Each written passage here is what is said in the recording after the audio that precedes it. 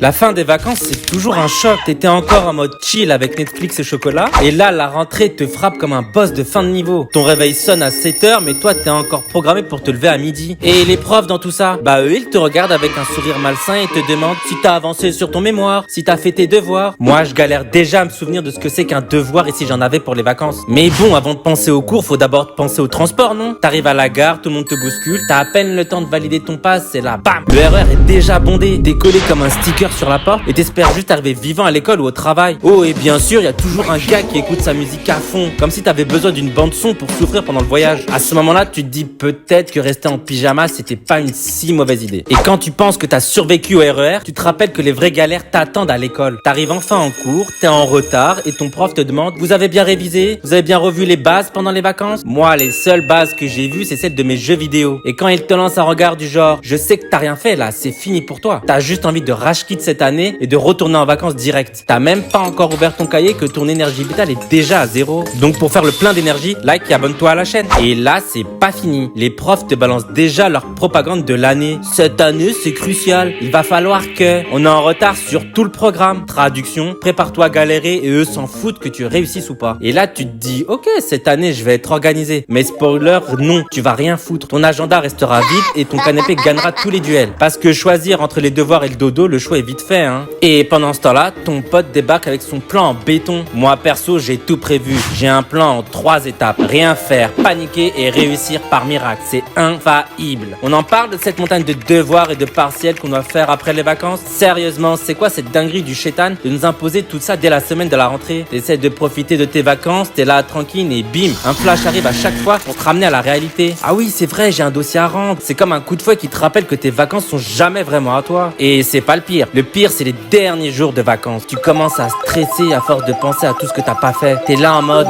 ok, je vais m'y mettre. Mais au lieu d'ouvrir ton cahier, tu ouvres Netflix. Et résultat, t'as passé une journée entière à rien faire et stresser en même temps. Et bien évidemment, ce devoir devient comme un spectre qui va te hanter pendant toutes tes pauses. T'es sur le canapé tranquille et là, bam, la culpabilité arrive. T'as rien fait aujourd'hui. Mais qu'est-ce que tu veux que je fasse? Je suis censé sortir un prix Nobel pendant les fêtes ou quoi? Et puis dès la rentrée, les jours de partiel arrivent. C'est quoi ce programme de fou? Les profs te filent des sujets et toi t'espères juste un truc facile du genre quelle est la couleur du drapeau français? Mais non, eux ils te balancent un truc du genre analyser les dynamiques économiques des civilisations proto-industrielles. Pardon? Moi je suis juste en train de repenser à mon menu du nouvel an et toi tu me parles de sauver le pays? Alors tu fais la méthode de base, tu regardes sur ta copie, tu vois qu'il n'y a rien, alors tu vas copier sur ton voisin le plus proche et tu te dis bon, on est dans la même galère. Résultat, t'improvises un max, tu balances des mots-clés genre croissance, impact, transition énergétique en espérant que le prof voit ça comme une théorie révolutionnaire tar One Piece et résultat, il va juste te coller un 4. Ah ouais, trop cool la rentrée, hein. Effectivement, la rentrée c'est comme une mauvaise série. T'espères que ça s'améliore, mais tout ça va être encore long